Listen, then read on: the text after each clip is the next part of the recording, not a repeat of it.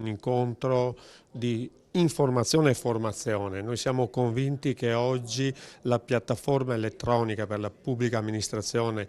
la Consip nel caso specifico, possa dare degli strumenti per far sì che la pubblica amministrazione, nel caso specifico, si avvicini alle nostre imprese. Una modalità di snellire tutte le procedure e oggi più che mai, anche rispetto alle nuove leggi approvate, abbiamo la possibilità di intervenire sia col PNRR direttamente, ma anche con tutti i lavori all'interno delle nostre comunità. E credo che questo sia l'aspetto fondamentale. Molti non la conoscono né nella pubblica amministrazione dei nostri comuni, ma purtroppo altrettanto nelle nostre aziende. Quindi oggi proprio facciamo un percorso di informazione, da una parte per dare le giuste indicazioni ai nostri comuni, alla pubblica amministrazione, e dall'altro per dare l'informazione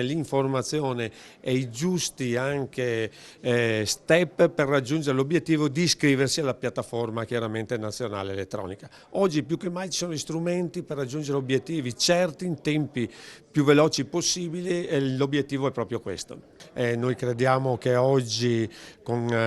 quello che si è approvato e con questa piattaforma riusciamo a raggiungere degli obiettivi di avere una minor burocrazia, tempi più certi, tempi più snelli e più veloci, e credo che questo sia l'obiettivo, tra l'altro, in questo momento di ripartenza importante e fondamentale per l'Italia,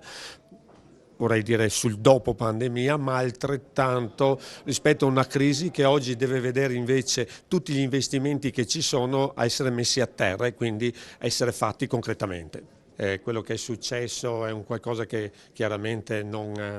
speriamo che non avvenga mai più, ma questo ha portato delle risorse talmente importanti con il PNRR e non solo, che oggi devono però essere concretizzate in maniera seria con progetti che diano sviluppo e possibilità per i nostri territori, a partire chiaramente dalle aziende, ma ancora di più per tutta la pubblica amministrazione, per i nostri comuni